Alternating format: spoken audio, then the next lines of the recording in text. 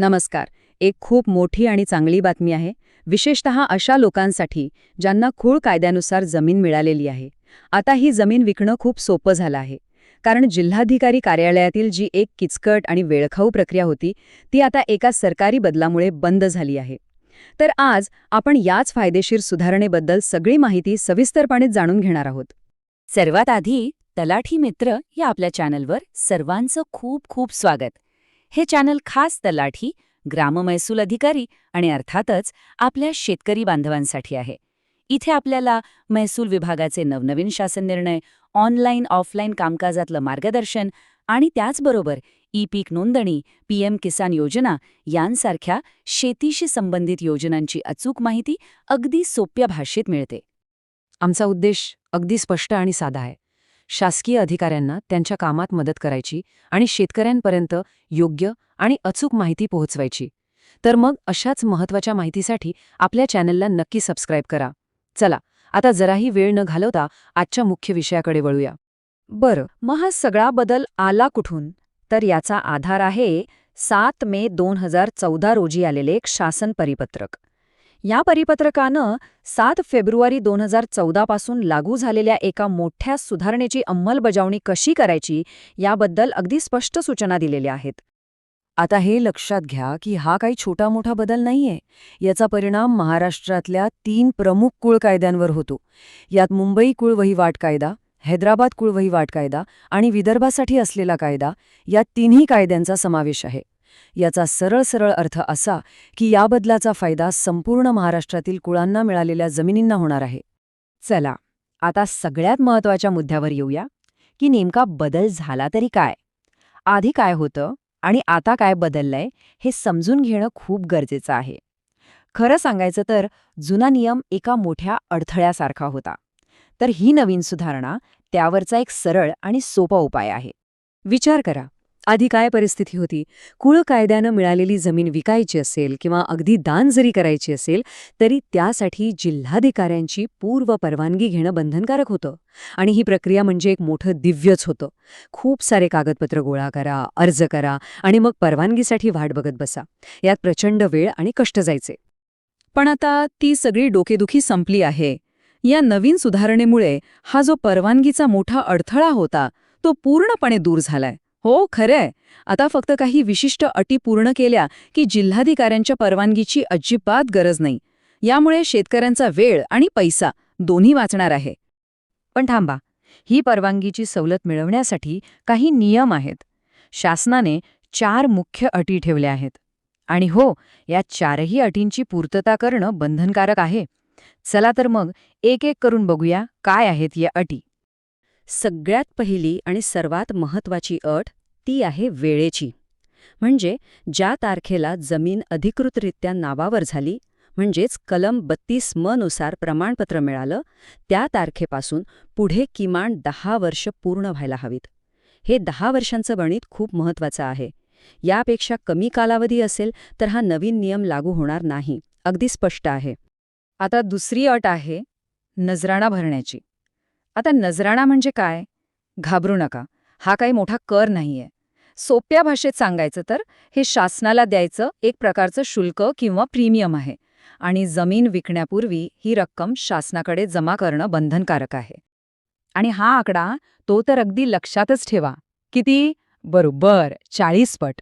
म्हणजे जमिनीचा जो काही वार्षिक सारा किंवा महसूल असेल त्याच्या बरोबर 40 पट रक्कम नजराणा म्हणून भरावी लागेल. उदाहरण म्हणून बघूया. समजा जमिनीचा महसूल 100 रुपये आहे तर त्याचा नजराणा होईल 4000 रुपये. गणित अगदी सोपं आहे. तिसरी अट तशी आपल्या सर्वांच्या परिचयाची आहे. ती म्हणजे जमीन खरेदी करणारी व्यक्ती ही कायद्यानुसार शेतकरी असायलाच हवी. म्हणजे कोणीही बिगर शेतकरी व्यक्ती येऊन ही जमीन खरेदी करू शकत नाही. हा नियम आपल्या शेतजमिनींचं संरक्षण करण्यासाठी खूप महत्त्वाचा आहे. आणि शेवटची चौथी अट ही इतर काही महत्त्वाच्या कायद्यांशी संबंधित आहे. यात 2 गोष्टी येतात. एक म्हणजे जमीन खरेदी करणाऱ्याकडे कमाल जमीन धारणा कायद्याचं उल्लंघन होईल एवढी जमीन होता कामा नये. आणि दुसरं म्हणजे या व्यवहारामुळे जमिनीचे तुकडे पडण्यास प्रतिबंध करणाऱ्या कायद्याचं उल्लंघन होता कामा नये. या दोन्ही कायद्यांचं पालन करणं अत्यंत आवश्यक आहे. ठीक आहे. तर 4 अटी काय आहेत हे तर आपल्याला कळालं. त्यात नजराणा भरायचा आहे हेही आपण पाहिलं. पण प्रश्न असा आहे की तो भरायचा कसा? त्याची नेमकी प्रक्रिया काय आहे? चला, आता हेच आपण सोप्या टप्प्यांमध्ये समजून घेऊया. आणि ही प्रक्रिया खरंच खूप सोपी केली आहे. बघा, पहिला टप्पा, तहसीलदारांकडे एक साधा अर्ज करायचा. दुसरा टप्पा, अर्ज मिळाला की तहसीलदार 2 दिवसात आपल्याला 40 पट रकमेचं चलन तयार करून देतील. तिसरा टप्पा, हे चलन घेऊन रक्कम शासकीय कोषागारात म्हणजे बँकेत भरायची. आणि चौथा, शेवटचा टप्पा, ती भरलेली पावती तलाठ्याकडे द्यायची. बस, तलाठी 7-12 उतार्यावर नजराणा रक्कम भरलेली आहे अशी नोंद घेतील आणि त्यानंतर जमीन विकायला पूर्णपणे मोकळीक मिळेल. आणि इथे खूपच चांगली सोय दिलेली आहे. ती म्हणजे ही नजराण्याची रक्कम आगाऊ भरून ठेवता येते. म्हणजे असं नाही की जमीन विकायची आहे तेव्हाच धावपळ करायची. भविष्यात कधी व्यवहार करायचा असेल तर आत्ताच ही रक्कम भरून 7-12 वर नोंद करून ठेवता येते. म्हणजे ऐनवेळची धांदळ उडत नाही. किती सोयीचं आहे. आत्तापर्यंतची ही माहिती नक्कीच उपयुक्त वाटली असेल, नाही का? जर होय तर तलाठी मित्र चॅनलला लगेच सबस्क्राईब करा. कारण अजूनही काही महत्त्वाचे मुद्दे बाकी आहेत. चला पुढे जाऊया. बरं, नियम तर आपण समजून घेतले. पण अनेकदा काय होतं की काही विशेष परिस्थिती निर्माण होते. मग मनात प्रश्न येतात की अशा वेळी काय करायचं? किंवा जर असं झालं तर? चला, आता अशाच काही महत्त्वाच्या प्रश्नांची आणि विशेष प्रकरणांची उत्तरं शोधूया. हा तक्ता बघा, यात सगळा गोंधळ दूर होईल. अगदी सोपा आहे. 10 वर्ष पूर्ण झाली नाहीत तर जुनाच नियम लागू होतो. म्हणजे जिल्हाधिकाऱ्यांची परवानगी घ्यावीच लागेल. आणि जर 10 वर्ष पूर्ण झाली असतील तर मग परवानगीची अजिबात गरज नाही. फक्त 40 पट नजराणा भरा आणि नवीन नियमानुसार व्यवहार पूर्ण करा. इतका स्पष्ट आणि सरळ फरक आहे. आता एक खूप महत्त्वाचा आणि अनेकांना पडलेला प्रश्न. समजा हा नवीन नियम आला, पण ज्यांची प्रकरणं आधीपासूनच जिल्हाधिकारी कार्यालयात परवानगीसाठी अडकून पडली होती, त्यांचं काय झालं? त्यांना जुन्याच प्रक्रियेतनं जावं लागलं की काही दिलासा मिळाला? यावर शासनाने खूपच स्पष्ट सूचना दिल्या आहेत. जर अर्ज पडून असेल आणि जमिनीला 10 वर्ष पूर्ण झाली असतील तर जिल्हाधिकाऱ्यांनी ती जुनी परवानगीची प्रक्रिया तिथेच थांबवायची आणि अर्जदाराला थेट नवीन, सोप्या पद्धतीने म्हणजे नजराणा भरून कार्यवाही करायला सांगायचं.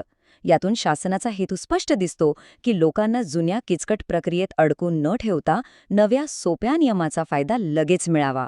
चला तर मग, आत्तापर्यंत आपण जे काही पाहिलं त्याचा एक थोडक्यात आढावा घेऊया आणि या बदलाचे जे मुख्य फायदे आहेत ते पुन्हा एकदा लक्षात घेऊया. ह्या बदलाचे फायदे खरंच खूप मोठे आहेत. सगळ्यात महत्त्वाचं म्हणजे शेतकऱ्यांसाठी सगळी प्रक्रिया अगदी सोपी आणि वेगवान झाली. जिल्हाधिकारी कार्यालयावरचा कामाचा ताण कमी झाला. जमीन व्यवहारांमध्ये अधिक पारदर्शकता आली. आणि हो, शेतकरी आणि शासकीय कर्मचारी या सगळ्यांचाच वेळ आणि कष्ट वाचले. तर आज आपण कुळ कायद्यातील या अत्यंत महत्त्वाच्या आणि फायदेशीर बदलाची सविस्तर माहिती घेतली. अशीच अचूक, कायदेशीर आणि वेळेवर माहिती मिळवण्यासाठी तलाठी मित्र या आपल्या चॅनेलला सबस्क्राईब करायला अजिबात विसरू नका. आज वेळात वेळ काढून ही माहिती लक्षपूर्वक ऐकल्याबद्दल आपले खूप खूप धन्यवाद.